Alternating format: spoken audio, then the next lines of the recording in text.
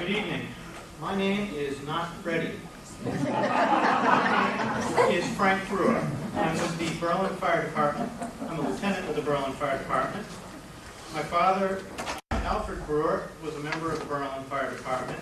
My grandfather, Charles Nutting, was a chief of the Berlin Fire Department. My grandfather, Clifton Brewer, was captain of the Berlin Fire Department. And my great-grandfather, Alfred D. Brewer, was forest warden, captain, and engineer of the Berlin Fire Department.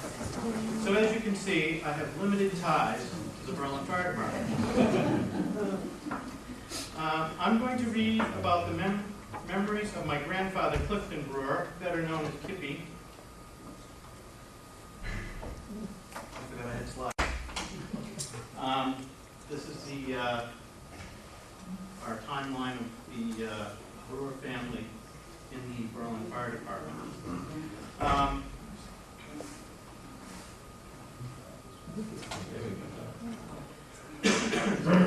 I'm going to read about the memories of my grandfather, Clifton Brewer, better known as Kip Brewer, and his memories of his father, my great-grandfather, Alfred D. Brewer, better known as Fred Brewer.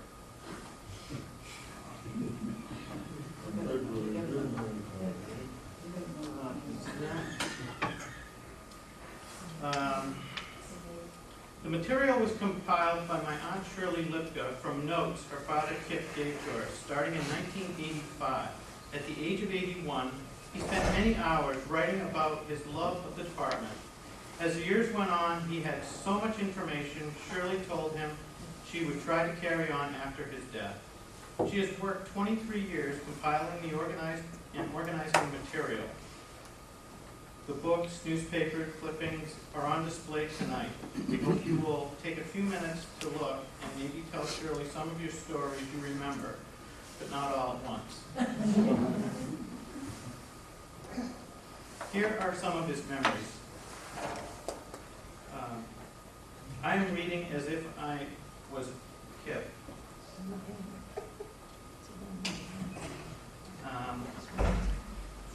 My foot. Is the light going?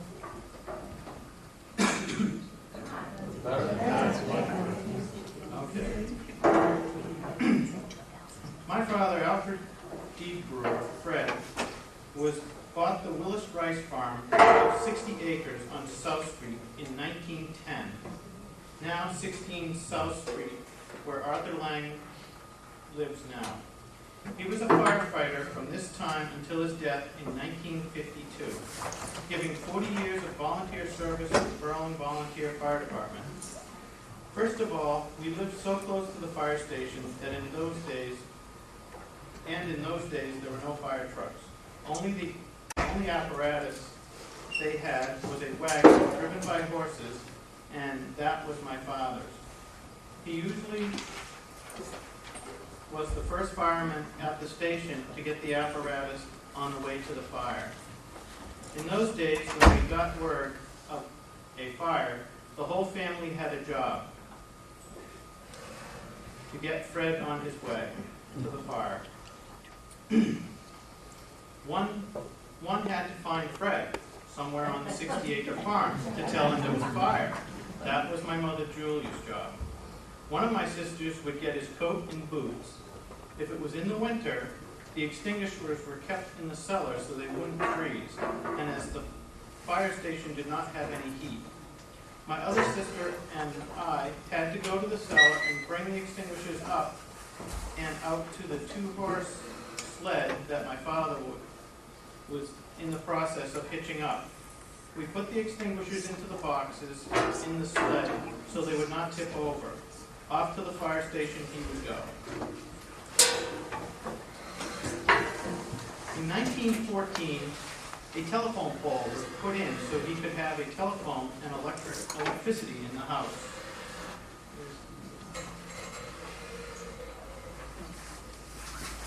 I don't know if you can see the telephone pole so far. Part of the picture.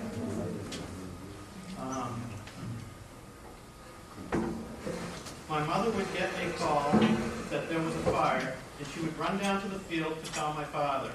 He would unhitch the horse from the plow and run the horse to the fire station, hook the horse to the red wagon, and head to the fire. The first fire I remember was George Tyler House on the corner of Carter Street and Highland Street.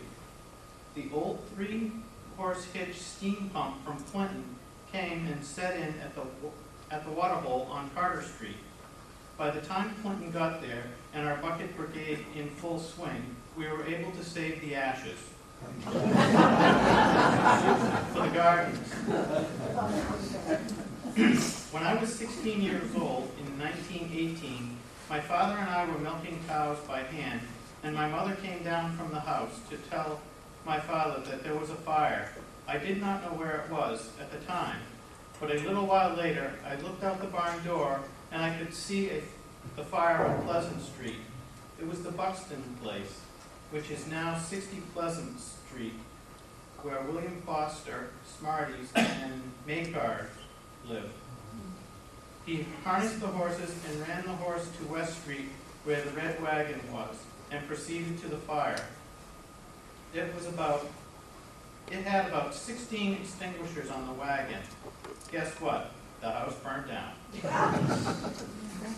I remember my father telling about a fire on the 4th of July night, when Forrest Day was sitting on his front steps, 20 Woodard Ave, Priscilla Jewett's house.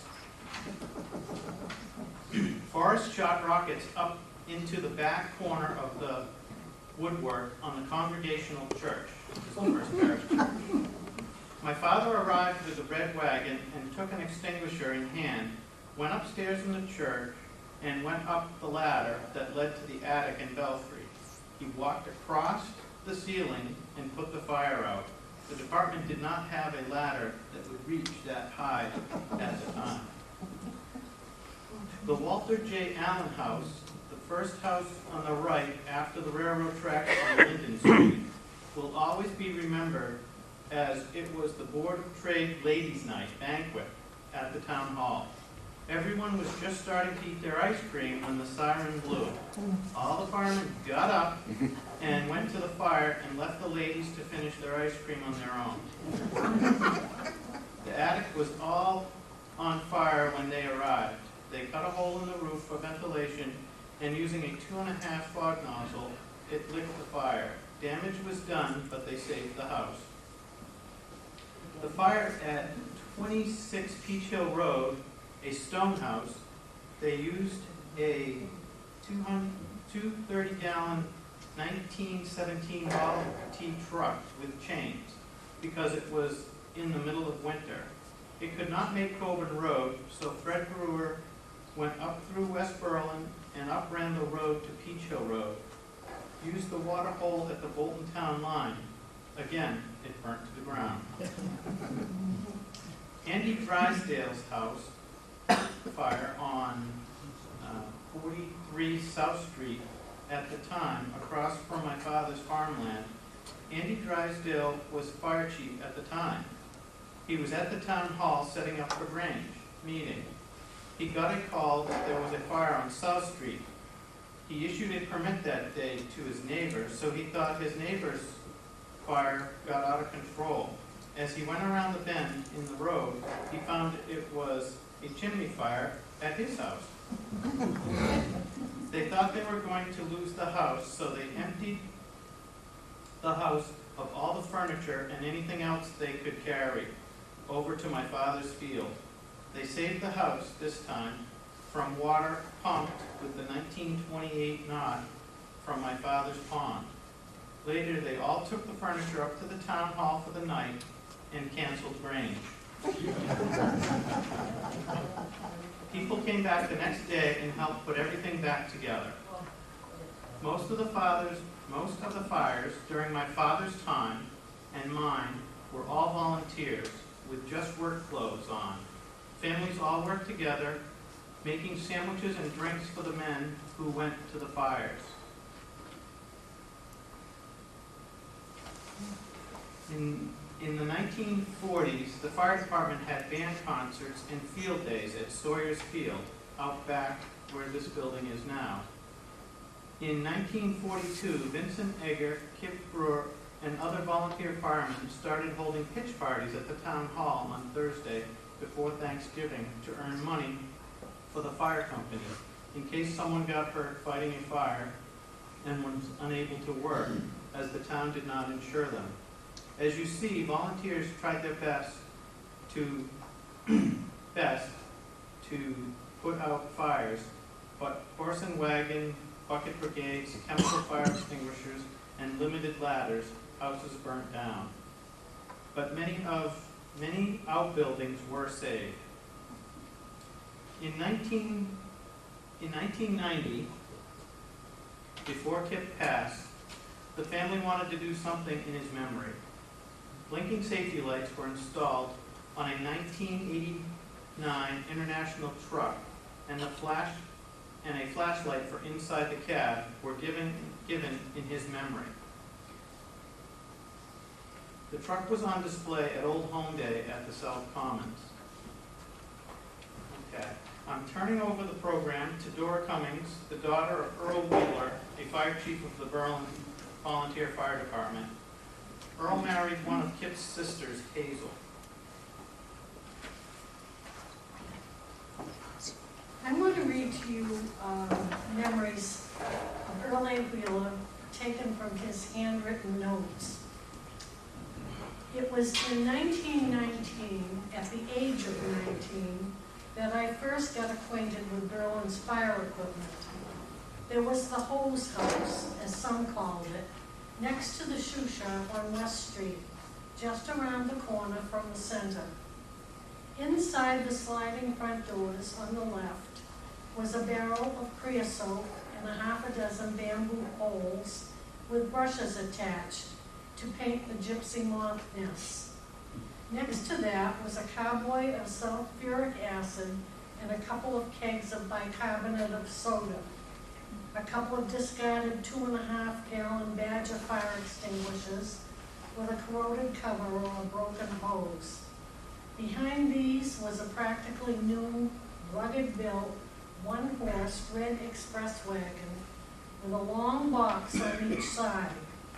Each had places for 8 or 10 2.5-gallon extinguishers, iron racks, brush brooms, and shovels in between, and a wide step on the rear to stand on. It was so heavy that it is not used anymore. It took too long to hitch it up. It just sat there. Beside it was the old hand-drawn hook and ladder, a light-built hay wagon type, with racks to hold the ladders on edge side by side. Some of the racks were empty. Somebody needed a ladder to use, and they didn't always get right back. Lengthwise, over the top of the racks, were ladder poles, plaster hooks, and large poles with a big hook for tearing buildings apart. This pole had a piece of strap iron with a ring and a rope, so that a number of people could pull out a wall or push it in if the fire had gotten to that stage, to keep the heat away from other buildings. There was a light roof ladder with the solid flat hooks, and the wall ladders could be put together on the ground and raised with the ladder poles when more length was needed. About 2 feet above the ladder racks, running front to rear, was a flat bar with hooks on it to hang a dozen leather buckets. And there were some over here by the table that Barry brought in. Some of these had been lost at fires now and then. There was a wooden seat on the front that would hold one person, a handbrake that pushed forward to apply. A drawbar was connected to the front axle with a handle on the front end. One man on each side of the pole to pull or push as the grade required. A rope was fastened to the pole for extra help in pulling up the hill. Downhill, one man would climb up to the seat to use the handbrake. A blacksmith had fastened a flat piece of iron on the front of the pole with a hole to take a transition bolt and a pair of horses and front wheels were used. This changed it from manpower to horsepower, but like the extinguisher wagon, it took too long to get hitched up, so it was seldom used. I was told that George Hale and Fred Brewer had a pair of front wheels ready to haul it.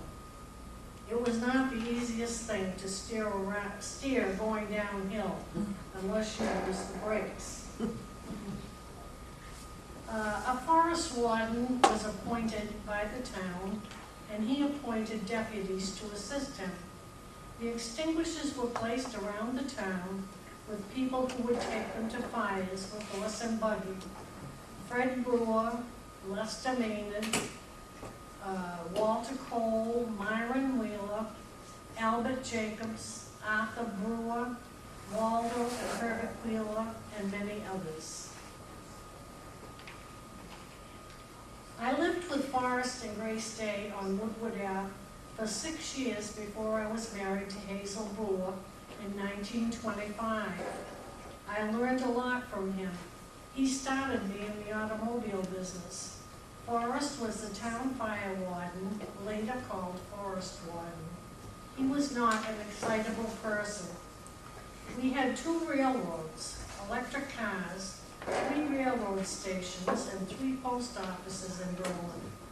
Forrest Day was the mail messenger who made 4 trips a day to the South Berlin station from 2 post offices. Carter's station served the West Berlin post office.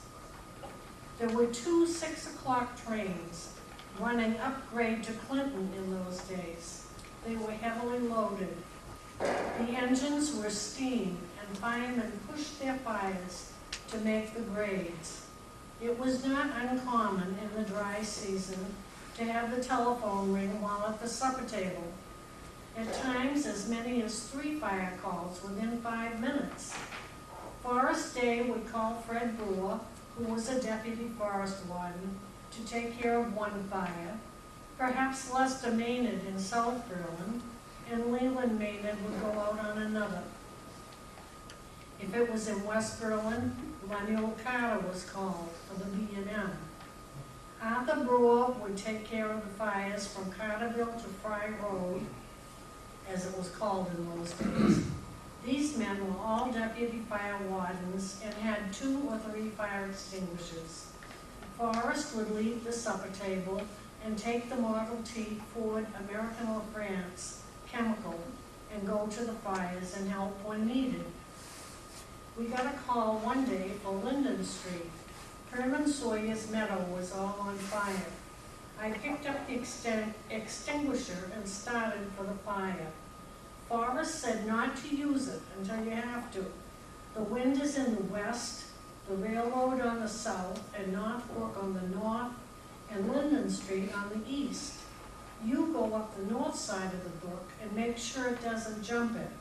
I'll go down the railroad on the south side, and then we'll both make sure it doesn't jump Linden Street. What burns now won't burn again this year. Forrest was a good firefighter. He used his head. We went to a brush fire in a woodlot, back quite away from Lyman Road. Went in with hand chemical, and a big pile of brush was burning, along with leaves and grass. Don't waste your extinguisher, Forrest said. Let it burn out. People burned wood in those days, and every cold night you could expect 1 or more chimney fires. It would be about midnight. Pull on a pair of pants, jump into a pair of rubber boots, and a shirt and coat, and you were off and running. And I've inserted a little note here of my own.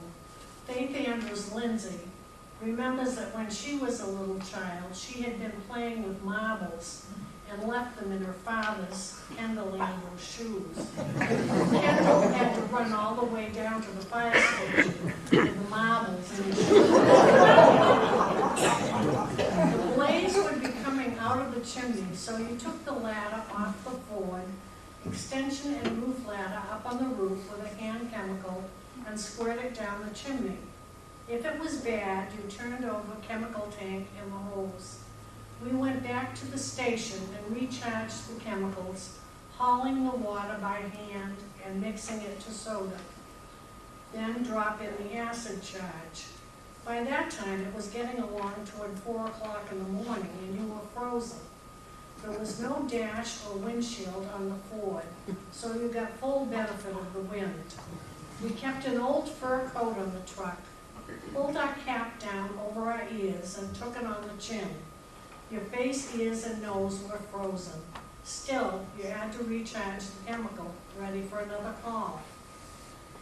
About 1921 or 22, Forrest Day was getting along in years, so he had the selectmen appoint me as Berlin's first chief of the fire department, along with the Forest Warden's badge. Quite an honor. We were having a lot of brush and chimney fires. I went out alone. I was the whole fire department. The selectmen would not allow me to organize a fire department, although I had men who were willing to do it for nothing. They said it would not be long before they would want pay, and that would cost the town money. I pleaded for a volunteer fire department to no avail. I stood it for a couple of years, and then they decided that I should be paid. That tipped over the apple cart. Everybody said, he's getting paid, let him do it. I didn't want the pay. Brush fire paid 50 cents an hour. House fires, nothing. It was no fun working alone and was not helping my business. So in 1924, I resigned. They put Chester Randall in my place. He couldn't hear what they said about him. He bought the blacksmith shop, garage, and house from Walter Wheeler, and I moved over to the Parker Shoe Shop on West Street in July 1921. I had a Chevrolet agency as a sub-dealer, and in 1922, I took on Hudson and Essex and operated the garage on West Street. We were called to John Gerard's for a chimney fire. It was one of those old big chimneys with warming oven filled with birch wood that formed a gas when heated. It blew, pushing out a window casing. When we opened the door, soot was burning in an offset in the chimney. We tried extinguishers from the top and from the first floor, but could not reach the fire. I went home and got a length of garden hose with a spray nozzle, and we put it down from the top. The first building fire, after getting the not universal pumper, was on Boylston Road, a barn with cattle in it. Fred Brewer drove the truck between the house and barn up the hill to a pond. The truck sat on the ice and pumped all forenoon. The snow had melted some, and Fred would not drive the truck down the hill. They said, "You drive it." No one else would. There was no room to turn around, so I tried to go up the hill where there was more room. The truck started to slide sideways and didn't stop until it hit a stone wall. I tried to pull it out of the slide, but nothing seemed to work. We got it out with just a small dent in the fender. The barn was a total loss, and so were the cows. The house has since burned, and nothing is left of the old Herman place. Herman Sawyer sat in his living room, listening to the 11 o'clock news.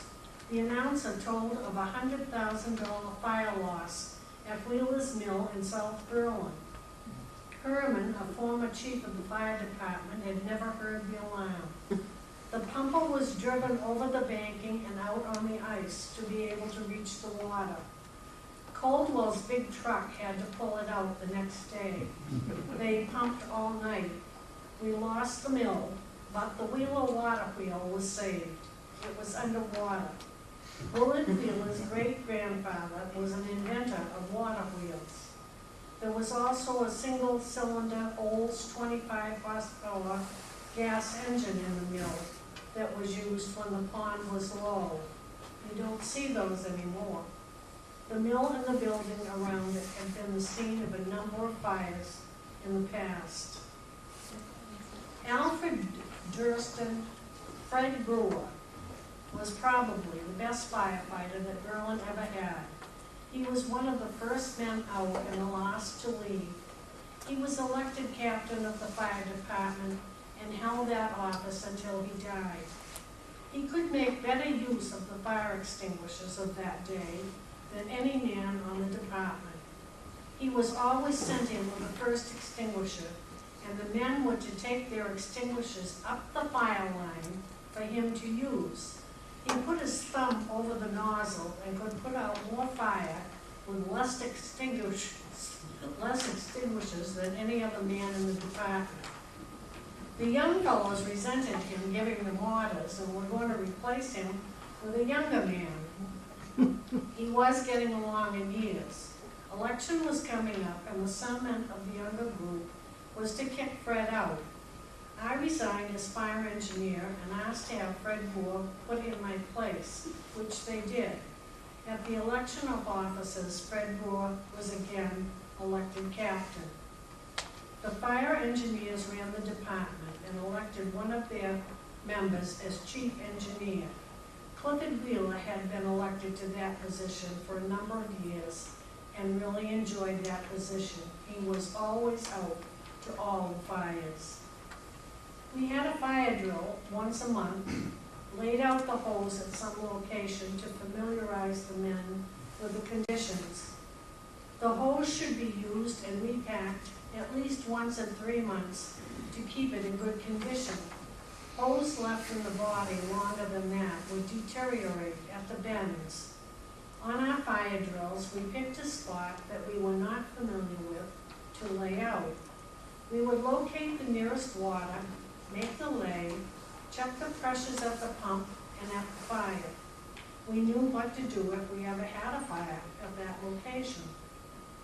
The Everett playing place had been sold, the one across from Charles Smalls, and the man moving in told the mover that he was going to move out with a suitcase.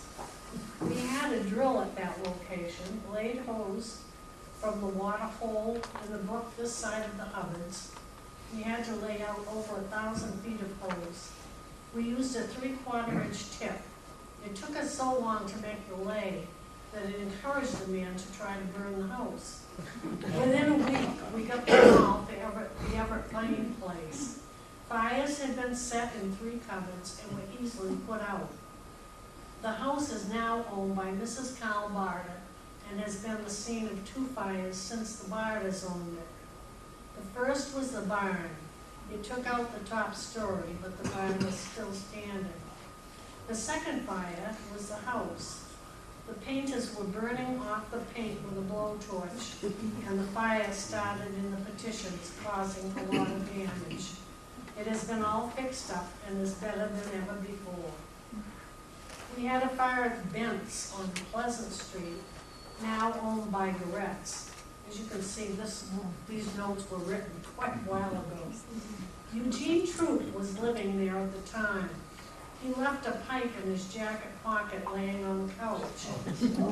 Checking up, we found a hot spot on the floor overhead. The house had beautiful metal ceilings, and to get to the hot spot, we had to tear down part of the ceiling. One of the timbers was all aglow.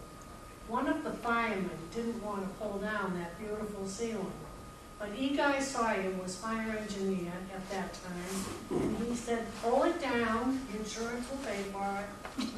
If we hadn't done it, we would be missing what is now a beautiful home. The barn was later used as a chicken house. One of the Brutus stoves set it on fire, and we lost the barn but saved the house, except for scorching the paint. It was so hot near the house that it cracked the windshield on the Stewart fire truck. We pumped water from Fry's water hole using 2.5 inch lines. We had a call to Ernest Colson's. Someone left the electric iron on and it burned through the ironing board and I think through the floor. A lot of smoke, but not much fire, thanks to an early discovery. We had lots of calls for chimney fires, usually George Sargent or the Berlin House. This completes the section of Dad's notes, but Don, my brother, has a couple of memories to share. remembers his father, Chief Earl Wheeler, driving to a brush fire on Central Street behind Marble's house, and Denny Wobbin was riding beside him. Earl was not driving very fast, and Denny kept telling him to hurry up. Earl slowed down, and Denny kept telling him to hurry up. Finally, Earl pulled over and stopped, and told Duddy if he didn't stop being so excited that he wouldn't be of any help at the fire. Finally, Earl started driving again. Harold Wobbin was the janitor of the old fire station, tending the coal fire and cleaning the station and the trucks. In 1952, heat was installed. Now, in 2009, it is heated with electric heaters. Donnie also remembers Harry Fay's house fire, and it was very smoky. And Archie Campbell wouldn't come out, so Donnie was outside and picked up the hose and following it inside and got him out. Roger Wheeler tells that Chedco Farm used to help out the fire department by bringing his tank truck to fires that the farm used in the orchards for spraying. And that is the end of my presentation. And now Michael gets to tell you and show you all about the equipment. All right, good evening, everyone. My name is Michael Wheeler. I'm a firefighter on the Berlin Fire Department. Just give you a quick history. I've been on the fire department for 4 years now. I graduated from the Massachusetts Fire Academy in 2007. I come from a rather large family with a history on the department. Obviously, look at my last name. I've had many family members serve the fire department. My great-grandfathers, Roland Wheeler and Harry Bradley, were firefighters. My grandfather, Roger Wheeler, retired chief, and my father, Captain Paul Wheeler. And I have a lot of uncles, great-uncles, cousins, you name it, that have served over the history of the department, but if I go into that, quite frankly, we'll be here all night. So I'll just skip that. Tonight, basically, I'm going to present a little history of our apparatus, starting as far back as 1840. It's a two-part presentation. Part one, apparatus of the past. Let's start with the 1840 hand tub. It was owned by the C.S. Hastings family of South Berlin, and very, very simple mechanics. It was a steel frame right in here, which held a water cask where the pump was inserted in the center of the cask. There's the pump right there. It was pumped with a T handle, which is right here, which would pump the water out of the cask. And it was pulled by two large handles, which extended from the cask by firefighters to the fire scene. And basically, once the hand tub arrived on scene, two bucket brigades were established. One was fighting the fire. The second was filling the cask as the firefighter pumped out of the cask into the hand lines to fight the fire. Next, we have the 1883 hook and ladder carriage. Bear in mind, this is not our actual hook and ladder carriage, but it's very close representation for what we had. It was purchased by the town of Berlin in 1883 after voters approved it during a town meeting, but the carriage didn't arrive in town until 1885. It had large iron wheels. It was equipped with a seat, which is kind of hard to tell, but it's right there, that one firefighter sat on, and it had a T steering handle, which again was hard to see, but it's right up there. And it was pulled by a large rope, which was connected to the wagon right here by the firefighters. And it also had a handbrake operated by the driver at his side, so if they were going downhill, the driver could pull on the brake and stop the carriage. It was equipped with 12 wooden ladders, as you can see here, with 6 ladders hanging off of each side, off the left and right side, which made it easier access for the firefighters. It also had carried the axes, shovels, pike poles, and 20 11 buckets for the bucket brigade. And the hook and ladder carriage was stored at the hose house on West Street, and that is the white building on West Street next to the old red fire station today. Next we have the 1911 horse-drawn fire wagon. It was approved by Berlin voters at the 1909 town meeting. The wagon was designed to be pulled by 1 or 2 horses. The fire wagon carried 16 soda acid fire extinguishers, shovels, brooms, axes, and pike poles. The mixtures in these extinguishers consisted of a pound of soda, a half a bottle of acid, and 3 gallons of water. And also on the fire scene, again, bucket brigades were established to fight the fire, and you had to have a separate bucket brigade to refill the extinguishers. And the wagon was also stored on West Street in the old hose house. The 1917 Ford chemical truck, Model T, with E. Guy Sawyer in the driver's seat. It was purchased by the town of Berlin after voter approval in 1917. It was Berlin's first motorized apparatus. The truck carried a pair of 30-gallon chemical tanks in the rear, which were connected to a hose and nozzle, which were operated from the driver's seat. And you can barely tell, but that's one of the 30-gallon tanks sitting on the back of the truck. And again, it was a mixture of soda, acid, and water that made up this chemical agent. The truck was stored in a shed behind the billiard house next to the town hall in Woodward Ave. And in order to keep the tanks from freezing in the winter, they had to keep a wood stove lit in the shed. And often there would have to be somebody with the truck at most hours so that the shed didn't burn down. And the Model T was retired from service in 1930. 1925 Mack tanker. Whoa. Again, definitely not our Mack tanker, but a very close representation. That's actually a FDNY old tanker, but close enough. Anyway, it was purchased by the town of Berlin, used in 1933. The Mack, it was chain-driven rather than by drive shaft. This is the chains that drove the truck. It didn't have a standard drive shaft. The Mack chassis carried a 4,000-gallon water tank along with a portable pump which it used to fill the tank as well as pump water to the fire. Whoops. No, that's the next one.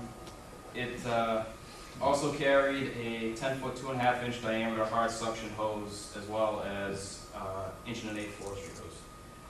When fully loaded, the tank alone weighed over 13 tons. During the winter months, the water had to be drained from the tank and the truck had to be stored outside due to its size and weight. And as you can already see, next we have the 1928 knot, which is this truck right here. A couple facts about the truck. Its water tank capacity had 100 gallons. Its pump flow rate, it could pump 500 gallons a minute. It carried 1,000 feet of 2.5-inch supply hose, 600 feet of forestry hose, and also carried old wooden ladders. The knot is an important piece of fire department and Berlin history as it was Berlin's first motorized pumper. It was built in Buffalo, New York. It was purchased by the town for about $5,500. The knot's small 100-gallon tank was only used to prime the pump. It was never designed to carry a lot of water. The knot carried a portable generator, storage bins for coats, boots, and helmets, as well as pike poles, axes, and hard suction hose. You can see right there. And there's the bin on top where the forestry hose was kept. After 24 years of service, the knot was retired in 1951. In 1951, after it was retired, the knot was purchased by former Fire Chief Earl Wheeler. And in 1987, the knot was donated back to the fire department by Earl Stanley after he passed away. And in tribute to Earl Wheeler, the department placed a memorial plaque on the front bumper of the knot, which here it is right here. And it read in 1928 Knott's Universal Pumper, donated in 1987 by Earl A. Wheeler, former fire chief, to the Berlin Fire Company. The Knott served from 1929 to 1951 as Berlin's first pumper. And today, the Knott is stationed in its original home at the hose house on West Street. And a couple pictures here I found. This was when, after the fire department moved down here to the municipal building, the Knott was moved back into the old hose house. And at that time, the truck wasn't running, so they had to tow it down West Street and put it inside the hose house where it sits still today. And here is the Knott today. Can we go back on? Yeah. And next we have the 1930 Stewart, which is this truck. It had a water tank capacity of only 80 gallons, so a little bit smaller than the Stewart, than the Knott. It had a 500 gallon per minute pump, carried 400 feet of 2.5-inch supply hose, 800 feet of forestry hose, and again also carried wooden ladders. The 1930 Stewart was put into service in mid-1930, replacing the 1917 Ford Model T chemical truck. It was originally fitted with a 300 gallon per minute pump, but once it was put into service, it was refitted with a new 500 gallon per minute pump, actually after 3 years of service, to match the Knott. And its primary service, it served as a pumper, and it was also the town's forestry unit. It was stationed alongside the Knott in the old hose house. In its later years of service, the Knott suffered several mechanical failures and breakdowns, and in 1952, one of the axles on the Stewart broke, and parts were unavailable, so it was removed from active service, and it wasn't officially retired until 1962.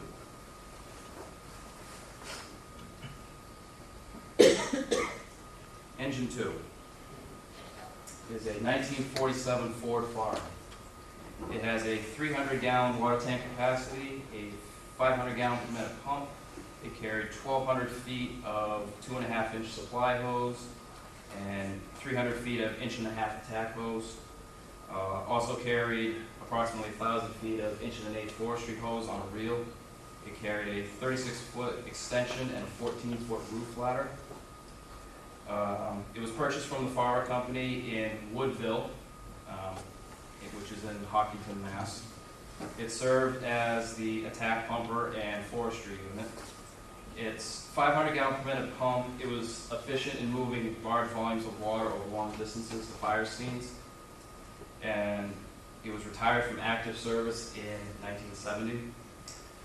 Today, Engine 2 is known commonly in the fire department as the muster truck, which it's used to compete in the Wachusett Muster League Fireman's Truck Muster, which is held every year on Father's Day.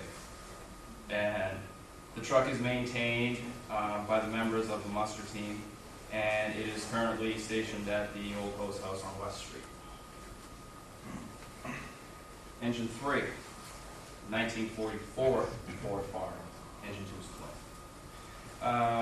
It was a 300 gallon per minute pump, 300 gallons of water, a 500 gallon per minute pump, carried 1,000 feet of 2.5-inch supply hose, 300 feet of 1.5-inch attack hose, 1.125-inch forestry hose on a reel, approximately 800 feet, and also carried extension and roof ladder.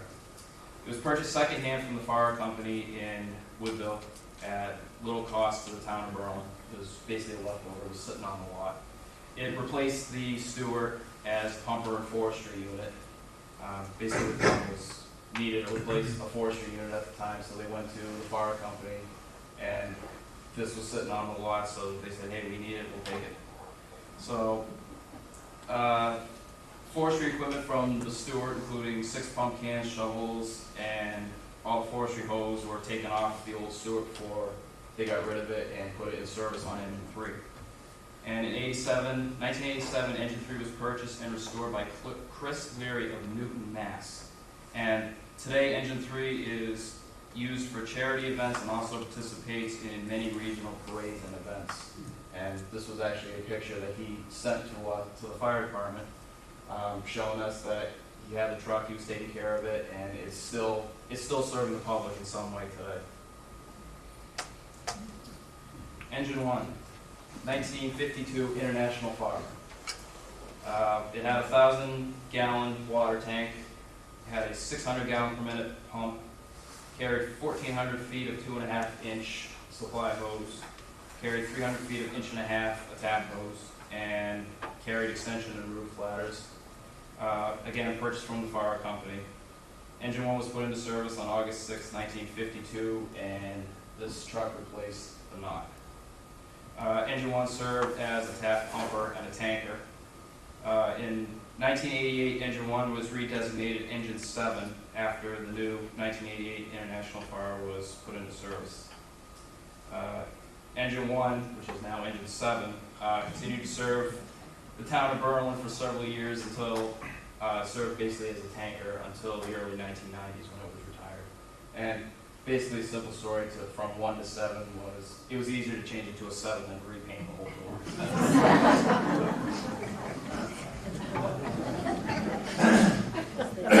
Big Bertha.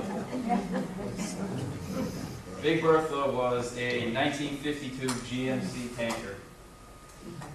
Originally, Big Bertha was towed by a 1947 auto car, which was later replaced by the 1952 GMC. And Big Bertha was known as the loudest truck around, the 52 GMC I'm referring to.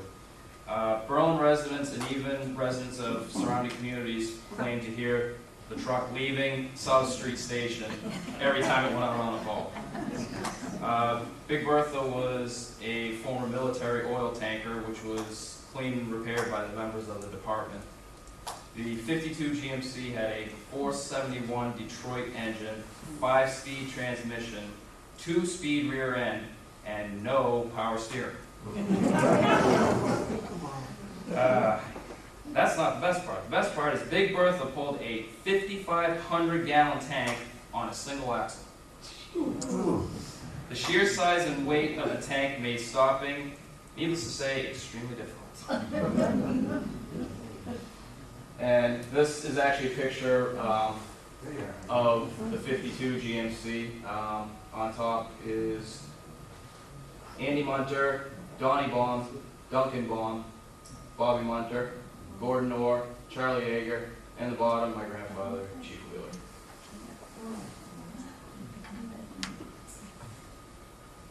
Engine 2, 1970 International Fire.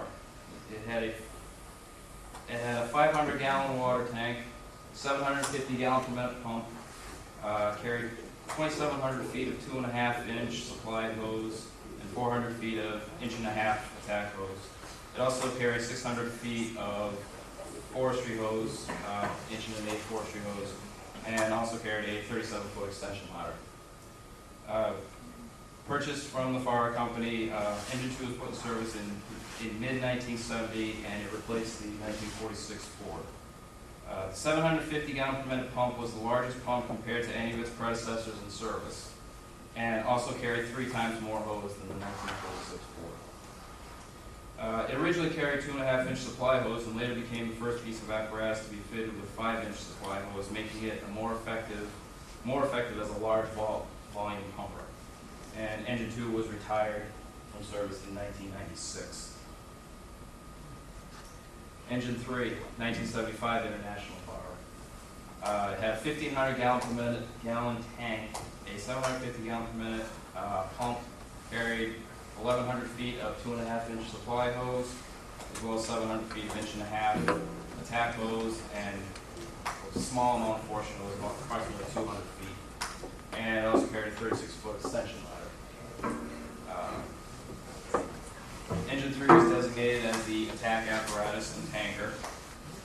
With its larger capacity tank, Engine 3 proved to be a reliable tanker to shuttle water from the various water holes around town to the fire scene, which was important because we don't have a hydrant system in Berlin. So we mostly relied on larger volume tanks and bigger pumps to move a lot more water.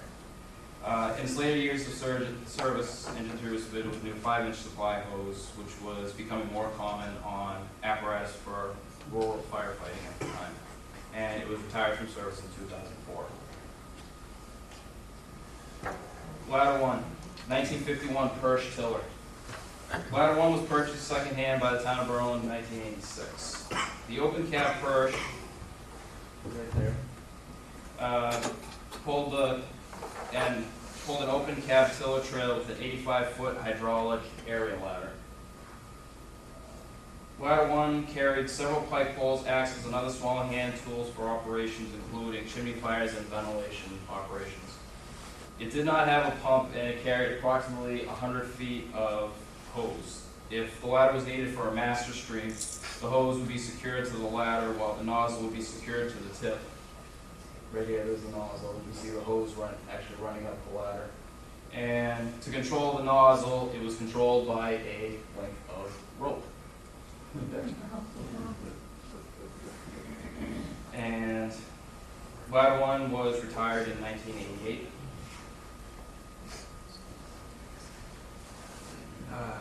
Now this ladder 1, which replaced the Persh, is a 1953 American LaFrance. It had a 75-foot extension aerial ladder and a 350 gallon tank, water tank, 750 gallon per minute pump, right there. Actually, right under the ladder itself. It carries several lengths of rolled hose for pump and master stream operations, as well as pike poles, axes, and other hand tools, again, for ventilation and chimney fire operations. Another feature of ladder 1 was the 2 rear open air seats, which sat just ahead of the pump and the aerial turntable. Right there, that was actually the first time that Berlin had a piece of apparatus with rear seats in the truck. And it was retired from service in 1997. Car 1, 1997 Crown Victoria. It was originally a Berlin police cruiser, and it was acquired by the fire department after the police department purchased a new cruiser. Car 1 served as the fire chief's response vehicle to all emergency calls, along with any fire details and inspections in town.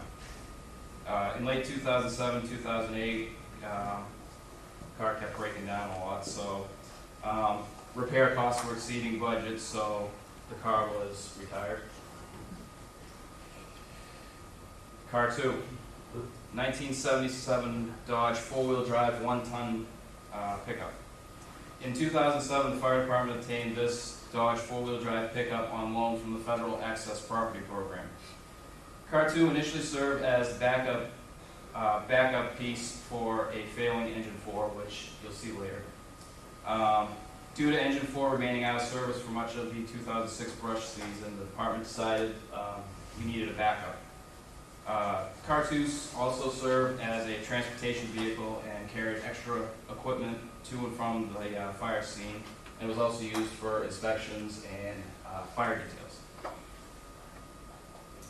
In spring of 2008, the department was able to obtain an 86 Chevy 4-wheel drive 1-ton pickup through the same federal access program. So with the new Chevy in service, the department returned this truck back to the access program so that it can be used by other departments around the state. Okay. Apparatus of today.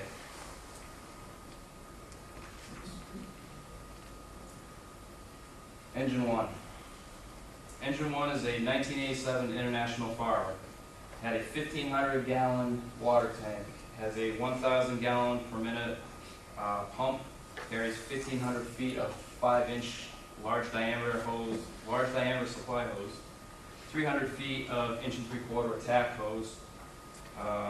Also carries 150 feet of a 2.5-inch supply hose.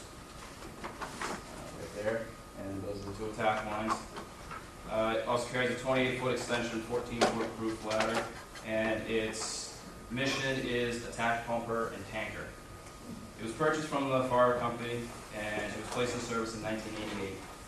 Engine 1 was the last piece of apparatus built by the fire company, who went out of business shortly after completion of the truck, but coincidentally before they were able to deliver it to us. So basically my grandfather, when he was chief, had to go down and basically get the truck from them because they wouldn't release it because it was sitting in an empty factory. Engine 1 was originally fitted with a vertical exhaust pipe which had to be cut to fit into the original station on West Street. And then when the municipal building here was completed, the exhaust had to be changed again to fit the Plymouth vent system, which connects to the exhaust pipe and sucks all the bad fumes out of the station. Engine 1 carries equipment including 12 spare Scott SCBA bottles, 6 extra air packs, and several 5-gallon buckets of Class A and Class B foam. And serving as a fire attack pumper and tanker, Engine 1 also responds to motor vehicle fires, brush fires, and serves as mutual aid tanker for surrounding communities. Tender 1 is a 1982 Mach U model. It has a 2,600-gallon water tank capacity. Also carries 2 1,500-gallon portable tanks, one here, one located on the other side of the tank. Also carries a 24-foot suction and strainer supply hose, and its mission is water supply. Simple. With Berlin's reliability on dry hydrant system, it often became necessary to shovel water to the fire scene. So for this reason, the department needed a vehicle which could be capable of carrying a large volume of water. It was originally a military fuel tanker, and it was purchased with the assistance of the Federal Fire Act, which the town applied for and got a grant worth $78,300. The military tanker was several feet longer and actually carried a much larger tank, and it did not have any of these storage compartments on it. At little cost to the town, the truck was shortened. It was given the new 2,600-gallon tank, fitted with the storage compartments, a vacuum pump, and a nice shiny red paint job. Because it was that nasty green before. Tender 1 is designed to vacuum fill a 2,600-gallon tank in 2.5 minutes or less, and it can pressure dump the entire tank in less than 2 minutes. Tender 1 also carries enough fittings and adapters to fill from any hydrant, other apparatus, or dry hydrant around. It can basically, if you need water, that truck can get the water any way possible. And it also carries 2 SCBA units, spare SCBA units. Vital 1, 1997 Pierce Sabre. Has a 106-foot extension aerial ladder, 630-gallon water capacity, 1,250-gallon per minute pump, carries 1,000 feet of 5-inch supply hose, 300 feet of 1 3/4 hose, attack hose, and its mission is primary fire attack and search and rescue. And this ladder 1 was part of the mitigation package for the Solomon Pond Mall, and it was put in service in 1997. It's a combination of ladder and attack truck, also specifically known as a quint. Ladder 1 serves as primary fire attack and search and rescue again. Along with Marlboro Fires, Engine 2 and Ladder 2, Ladder 1 is first view apparatus at the Solomon Pond Mall. The aerial ladder is a rear-mounted 106-foot Hahn fire spire with a pre-pipe combination nozzle at the tip. And Ladder 1 carries several ground extension ladders of various lengths and a roof ladder, mounted actually on the aerial ladder itself for easier access. And also carries Class A foam. And for search and rescue operations, Ladder 1 has a thermal imaging camera, a Scott rapid intervention pack with a 1-hour air bottle, mask, and new buddy breathing system. If one of the firefighters goes down, we're able to connect to his air pack and give him enough air so we can get him out. Engine 2 is a 1996 Pierce Sabre. It has a 750-gallon water tank, 1,500 gallon per minute pump, carries 4,000 feet of 5-inch large diameter supply hose. Also has 400 feet of 1 3/4 attack hose and 500 feet of 3-inch hose. Carries a 28-foot extension and 14-foot roof ladder, and its mission is water supply pumper. It's nicknamed the People's Truck, which was actually painted on the front of the truck, which you can't see, but Engine 2 was purchased after voter approval at the 1995 town meeting and was placed in service in January of 1996, and it replaced the 1970 International Fire. And serving as water supply pumper, Engine 2 carries 4,000 feet of 5-inch hose, and is basically it's just also set up to serve as an attack truck. It's not necessarily meant for just pumping water. It carries both Class A and Class B foam, and it's also used for a large diameter hose mutual aid to surrounding communities, and also as a mutual aid pumper. Engine 3 is a 2004 Pierce Enforcer. It has a 1,500 gallon water tank, 1,500 gallon per minute pump, carries 1,500 feet of 5-inch large diameter supply hose, 400 feet of 1 3/4 attack hose, and carries a 28-foot extension, 14-foot roof ladder. And its mission is the first to attack engine. It was purchased in 2003 following voter approval at the town meeting, and it was placed in service in August of 2004. And it replaced the 1975 International FARA. Engine 3 is equipped with a generator and air compressor, which are located right in that compartment. As well as both Class A and Class B foam, which this equipment aids in scene lighting and safety, as well as the Class A and B foams provide more effective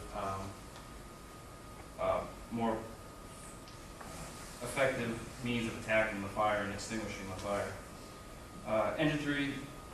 Engine 3 also, along with Ladder 1, carries a thermal imaging camera and a Scott rapid intervention pack with the 1-hour bottle. And Engine 3, while it is the first due apparatus on all fires, it also responds to installing upon them all as second backup to the ladder.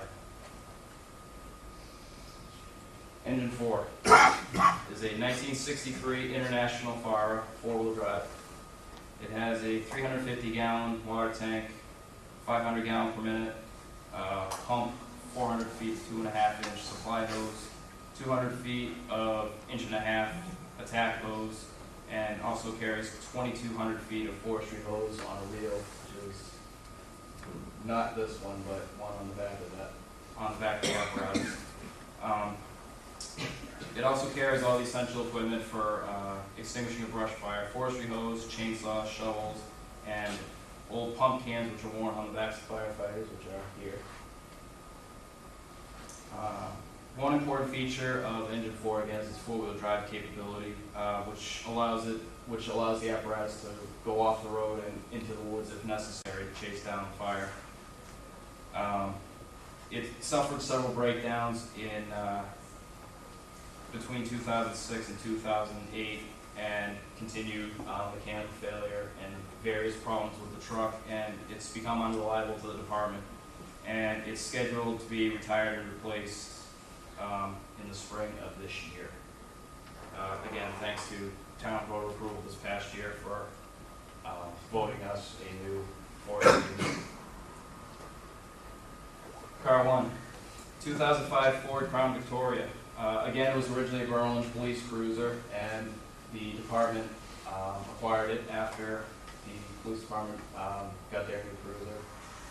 It was repainted all white. Originally, the front bumper, the front and the rear were black with all the police department logos on it. So it was repainted solid white, and new All the old red strobes, which are the blue strobes, which are actually located inside the car, right here and in the back. So they're kind of hidden, were all replaced with new red strobes.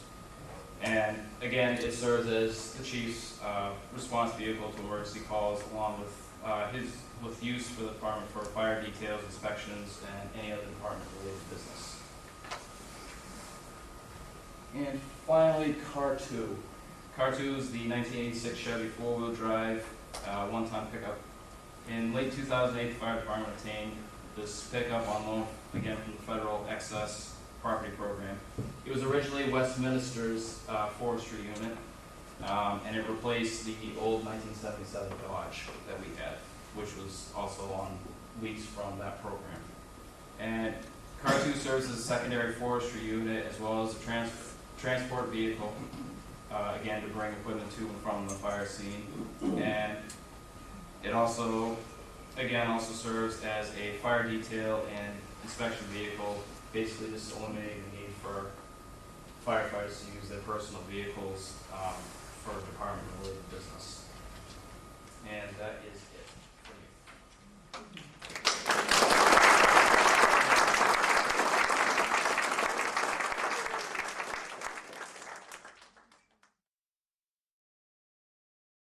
I'd like to mention the former fire chiefs, all the pictures.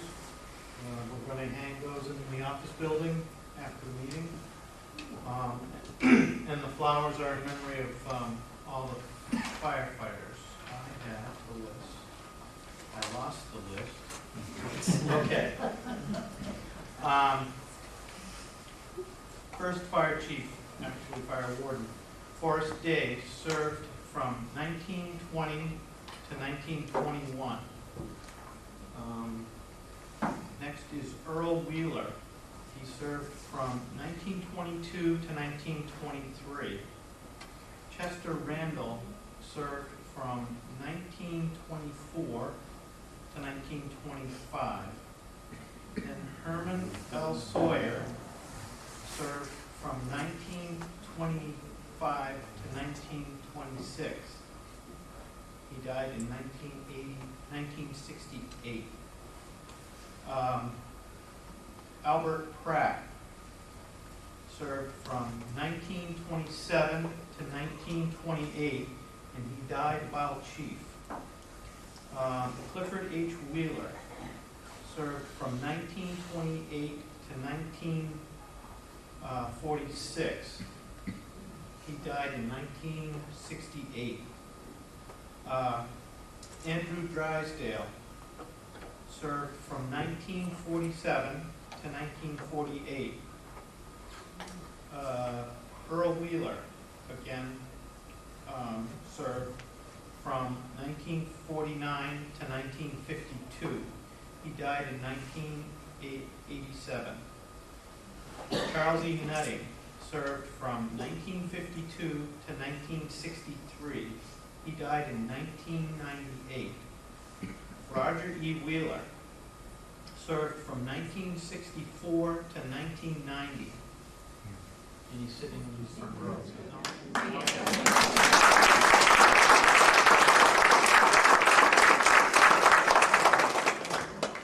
Robert Munter served from 1990 to 1998. He died in 1998 in the line of duty. Robert Turbo served from 1998 to 2005.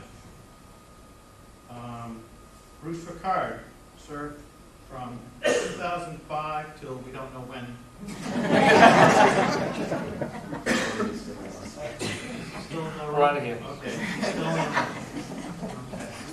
And with that, my aunt would like to present her Berlin Fire Department history from town reports from 1952 to present, to keep at the fire station for the fire department to look at. Chief Ricard?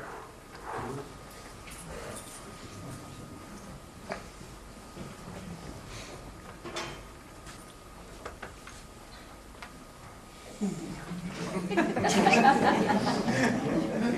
it was a walking stick. He's got the, I can walk this.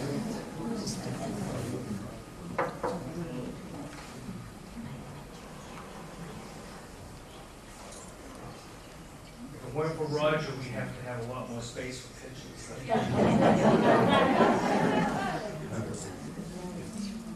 He's been helping. We have a book here with the town reports, and I've made the copies of the town reports of all the firemen that have passed. And then we'll keep that in the fire department as records. Fantastic. Thank you very much.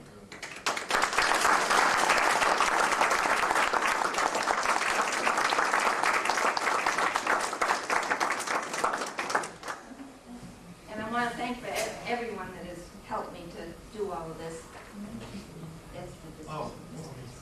is. And we'd also like to recognize Andy Munter, who is a longtime firefighter and also rescue squad, a longtime rescue squad chief.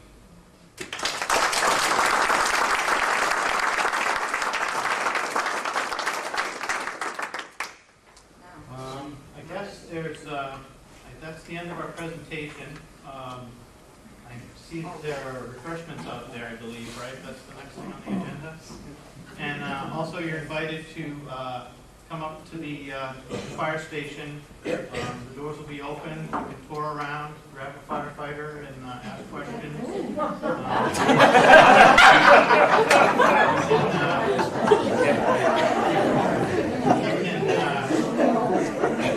It's okay if you want to sit in the truck.